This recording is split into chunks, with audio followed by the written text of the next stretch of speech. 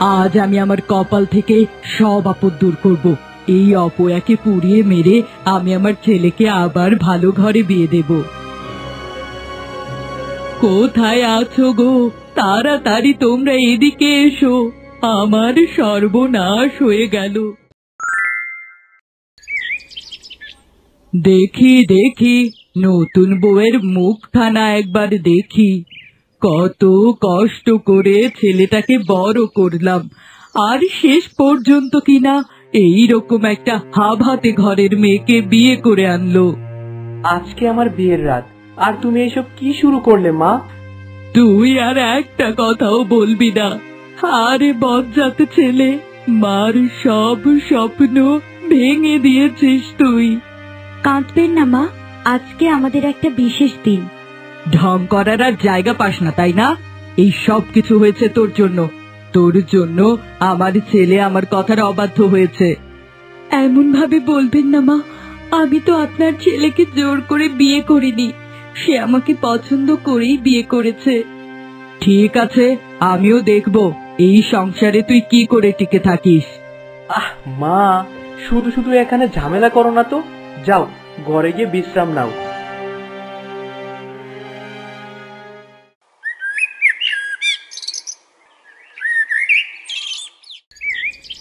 বলি, নতুন বউয়ের কি লজ্জা শরম বলতে কোনো কিছুই নেই? এই সকাল 10টা পর্যন্ত বিছানায় শুয়ে থাকা, না না, এইসব অনাচার আমার বাড়িতে আমি একদম হতে দেব না।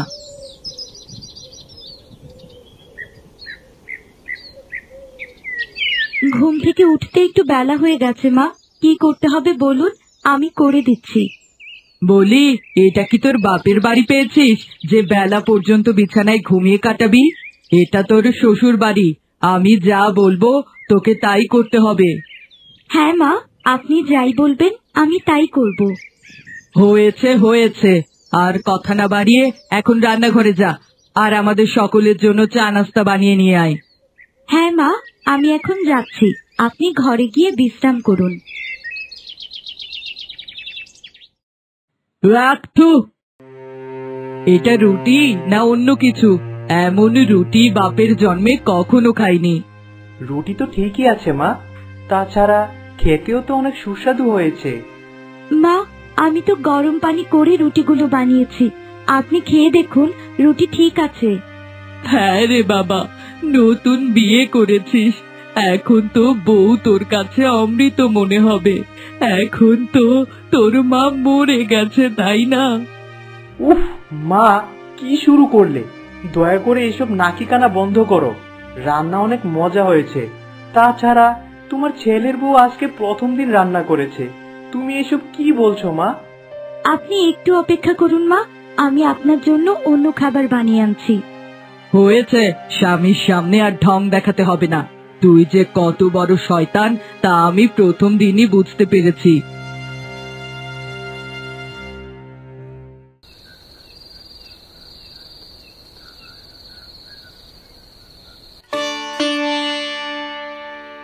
ওগো, শুনছো?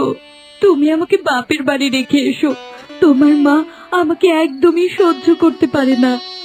বলি, তোমার মাথা কি ঠিক আছে? গতকাল সবেমাত্র আমাদের বিয়ে হয়েছে, আর আমি এখন কিনা তোমাকে বাপের বাড়ি রেখে আসবো? আমি তোমাকে আর কি করতে বলবো বলো? তুমি তো সবকিছু নিজ চোখেই দেখতে পাচ্ছ। আসলে আমি নিজের পছন্দে বিয়ে করেছি, তাই মা তোমাকে মেনে নিচ্ছে না। তুমি একটু ধৈর্য ধরো, সময়ের সাথে সব ঠিক হয়ে যাবে। তুমিও তো আজ বাদে কাল শহরে চলে যাবে, আমি এখানে একা একা কি করে থাকবো বলো তো? দেখো বিনি, আমি আমার মায়ের একমাত্র ছেলে, আমার মাকে দেখাশোনা করার জন্য আমি তোমাকে বিয়ে করেছি। দয়া করে এইসব আজে বাজে কথা আর একটাও বলবে না। তুমি আমাকে ভুল বুঝছো, আমি কখনোই চাইনি তোমার মায়ের কাছ থেকে আলাদা থাকতে।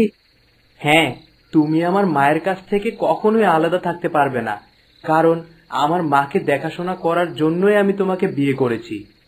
তুমি এখন যাও, এসব নিয়ে তোমাকে আর ভাবতে হবে না। আমি কাল সকালে শহরে চলে যাব, তবে চিন্তা করো না, প্রতি মাসে এসে একবার তোমাদের সাথে দেখা করে যাব। হ্যাঁ, সেটাই বরং ভালো হবে।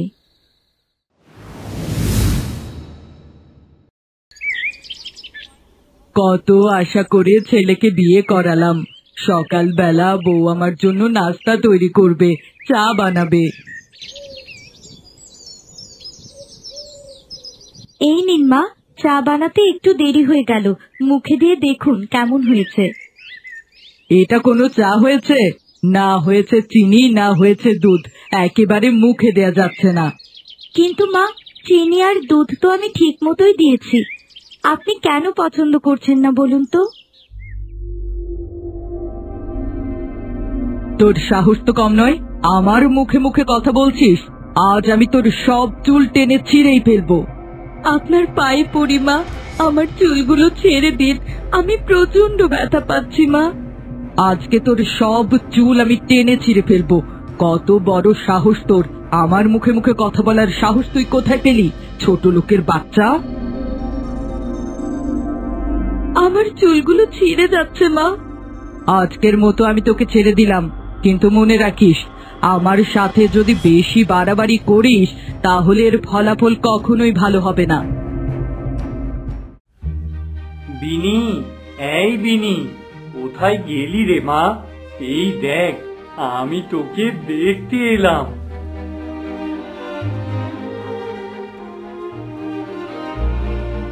বাবা, বাবা তুমি এসেছো, কতদিন পর আমাকে দেখতে এলে। এই বুঝি তোমার মেয়ের কথা মনে পড়লো? না রে মা, তোর কথা আমার প্রতিদিনই মনে হয়।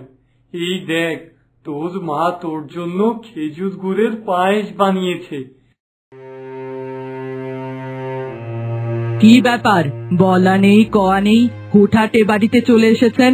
বলি, এটা কি বাড়ি নাকি লঙ্গরখানা? কি বলছেন বেয়াই সাহেবা? নিজের আত্মীয়ের বাড়িতে বেড়াতে এসেছি, কি আবার বলবো? শুনুন, যখন তখন এ বাড়িতে আসা যাবে না, এ বাড়ির একটা নিয়ম কানুন আছে। আসলে বিনি খেজুর গুড়ের পায়েস খেতে খুব ভালোবাসতো, আর তাই ওর মা ওর জন্য খেজুর গুড়ের পায়েস বানিয়ে পাঠিয়েছে। আপনাদের মতো গরিব ছোট লোকেরা এছাড়া আর কি পারবেন বলুন তো? মেয়ের বাড়িতে তো দামি কিছু আনার ক্ষমতা নেই, ওই সস্তা খেজুর গুড়ের পায়েস নিয়ে বাড়িতে আসবেন। ও মা, আমাকে যত খুশি অপমান করুন, কিন্তু আমার বাবাকে কিছুই বলবেন না।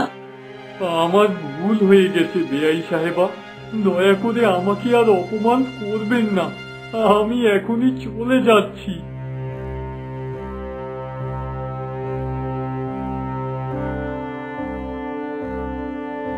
হয়েছে হয়েছে, অনেক নাকি কান্না কাদা হয়েছে, যা গিয়ে বাসনগুলো নদীর পাড় থেকে ধুয়ে নিয়ে আয়। আমার বাবাকে এমন কেন অপমান করলেন মা?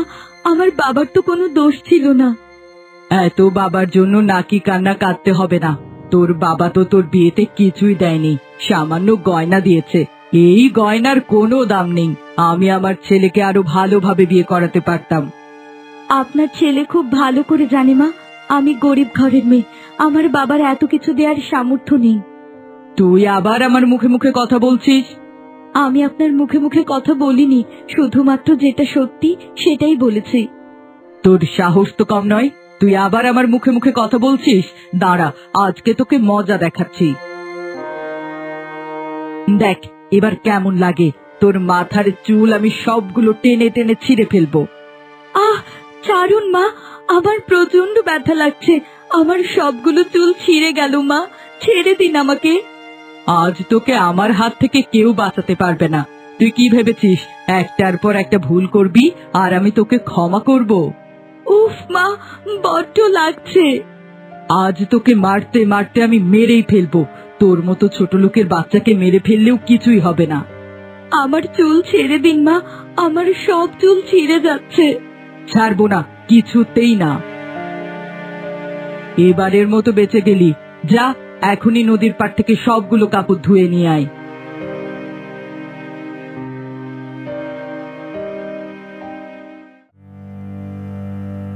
বাবা, ও বাবা, এ তুমি আমাকে কেমন ঘরে বিয়ে দিলে বাবা?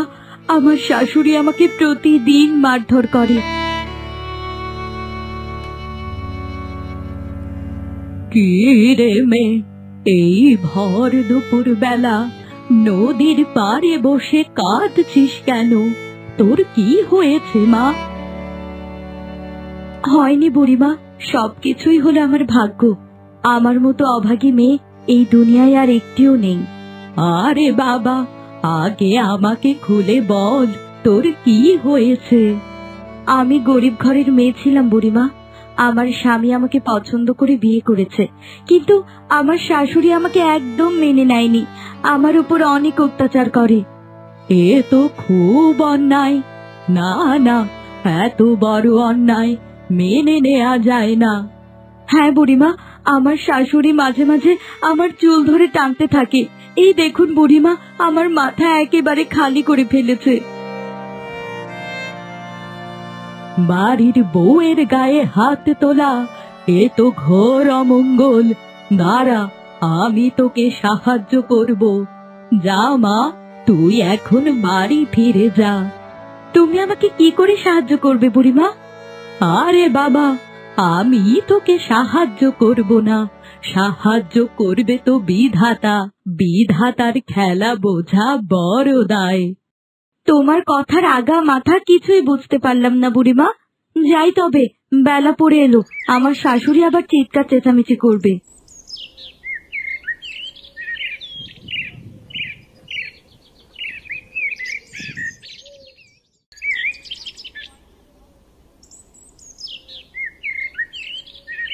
তোর কি লজ্জা শরম বলতে কোনো কিছুই নেই? সেই কখন গিয়েছিস আর এখন ফিরেছিস?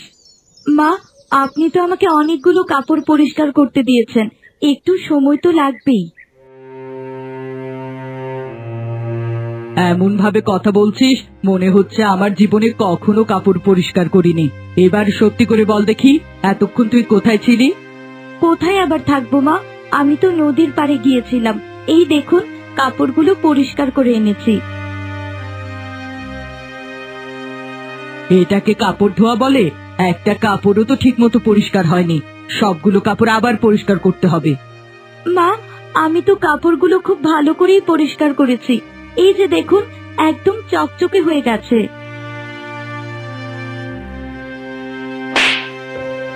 উফ মা, আপনি আমাকে চড় মারলেন। আমার তো ব্যথা লাগলো। কেন গায়ে হাত তুললেন আমার? তোকে চড় মেরেছি, বেশ করেছি, আরো মারবো। তোর কত বড় সাহস আমার মুখের উপর কথা বলিস? পড়ে পড়ে আর মার খেতে পারবো না মা। আমি আজকেই আমার বাপের বাড়ি চলে যাব। আপনি আমাকে পাঠানোর ব্যবস্থা করুন। কি বললি হতভাগী? বাপের বাড়ি চলে যাবি?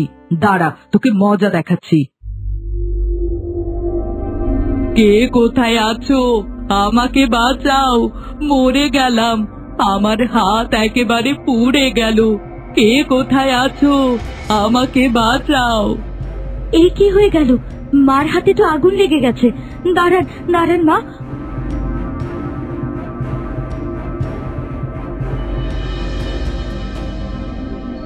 হে বিধাতা, তুমি আমার কপালে এটা কেমন ছেলের বউ দিলে? এ তো মানুষ নয়, সাক্ষাৎ ডাইনি। ওর চুলে হাত দিতেই আমার এ হাত পুড়ে গেছে। এই পানিতে আপনার হাতটা কিছুক্ষণ ডুবিয়ে রাখুন, দেখবেন জ্বালা পোড়া একেবারে কমে যাবে। কি রে হতভাগী, কথা কানে যায়নি? আমার হাত পুড়িয়ে এখন এসেছিস আমার হাতের সেবা করতে? যা বলছি, আমার চোখের সামনে থেকে দূর হ।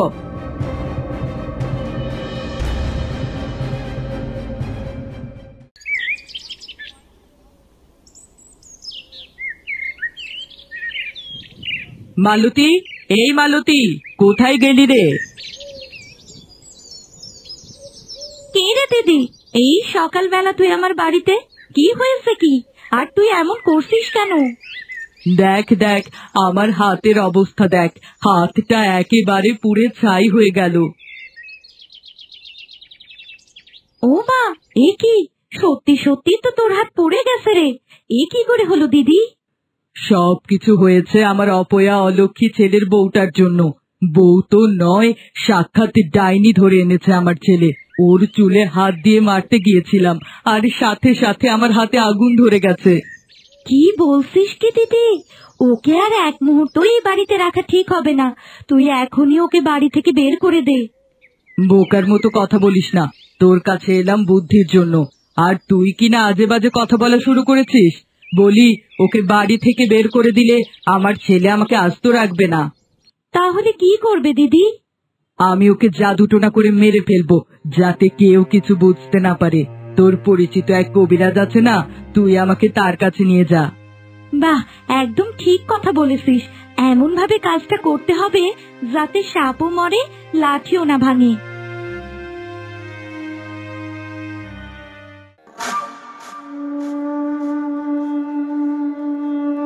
আপনি এই গ্রামের সবচেয়ে বড় তান্ত্রিক, কত তন্ত্র মন্ত্র জানেন আপনি। দয়া করে আমার বউয়ের হাত থেকে আমাকে বাঁচান। তোদেরকে বাঁচানোই তো আমার কাজ, আর এজন্যই তো এখানে আমি বসে আছি। এবার বল দেখি, তোর বউ তোকে কি করেছে? আমি আমার বউয়ের চুলের মুঠি ধরে মারতে গিয়েছিলাম, আর সাথে সাথে আমার হাতে আগুন ধরে গেছে। বুঝতে পেরেছি, আসলে তোর বউয়ের চুলে খুব শক্তিশালী কোনো জাদু রয়েছে, আর তাই তো তোর হাতে আগুন ধরে গেছে। এখন কি করব আমরা? দয়া করে এবার আমার দিদিকে বাঁচান। আচ্ছা বাবা, ঠিক আছে, তুই কোনো চিন্তা করিস না। তোর বউয়ের হাত থেকে রক্ষা পাওয়ার একটা উপায় আছে, আর তা হচ্ছে ওকে পুড়িয়ে হত্যা করা। না না, এ আমি করতে পারবো না। এ করলে আমার ছেলে আমাকেই মেরে ফেলবে। আপনি বরং ওকে জাদুটোনা করে মেরে ফেলুন, যাতে কেউ কিছুই বুঝতে না পারে। ওর শরীরে অনেক শক্তি, কোনো জাদুটোনাই ওর শরীরে আর কাজ করবে না। তুই যদি তোর ছেলের বউকে হত্যা করতে না পারিস, তাহলে একদিন তোর ছেলের বউ তোকে হত্যা করবে। এবার ভেবে দেখ তুই কি করবি। ও দিদি, তুমি আর শুধু শুধু আপত্তি করো না তো। তিনি যা বলছেন তুমি তাই করো। ওকে জ্যান্ত পুড়িয়ে মারো, যাতে কেউ কিছুই জানতে না পারে। আচ্ছা ঠিক আছে, আপনি যখন বলছেন তাহলে আমি তাই করব। আগামীকালকে আমি ওকে জ্যান্ত পুড়িয়ে ফেলবো।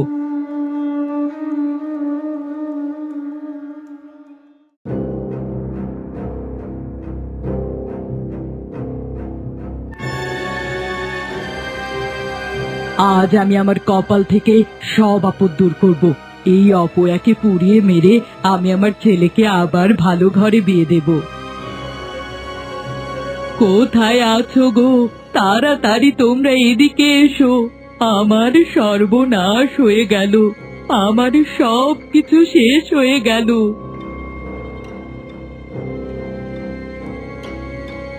মা, কি হয়েছে? বাড়ির চারপাশে এভাবে আগুন জ্বলছে কেন? আমার বউ কোথায়? ওকে ডেকে নিয়ে এসো। বিনি, কোথায় গেলে তুমি? বিনি ঘরের মধ্যে ঘুমাচ্ছিল, আর তার পাশে এমন ভাবে আগুন জ্বলছে।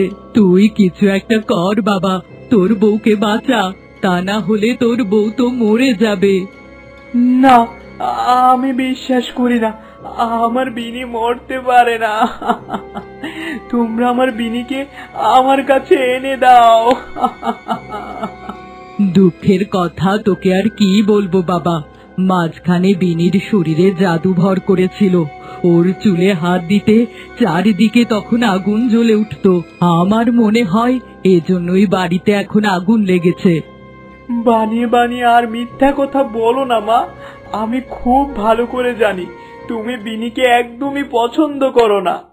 এসব কি পাগলের মতো কথা বলছিস? বিনিকে আমি কেন পছন্দ করব না? ও আমার ছেলের বউ। তুই আমাকে ভুল বুঝিস না বাবা।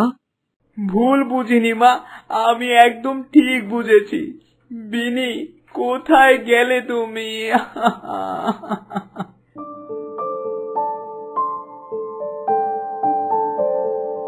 ও মা, আপনি কেন বাড়ির চারপাশে এভাবে আগুন ধরালেন বলুন তো? আর একটুখানি হলে তো আমি আগুনে পুড়ে মরেই যেতাম। এ কি দৃশ্য দেখছি আমি! না না, এ হতে পারে না। এই আগুনের মধ্য দিয়ে কেউ হেঁটে বের হতে পারে না। দেখেছিস, তোর বউ মানুষ নয়, তোর বউ হলো ডাইনি। বাজে কথা বলা বন্ধ করো মা। যাক, ভালোই হলো অল্পের জন্য আমি আমার বিনিকে ফেরত পেয়েছি। তুমি বেঁচে গেছো। বিনি, এসো, আমার কাছে এসো। বিশ্বাস কর, এ তোর বিনি নয়, এ এক অনেক বড় একটা ডাইনি।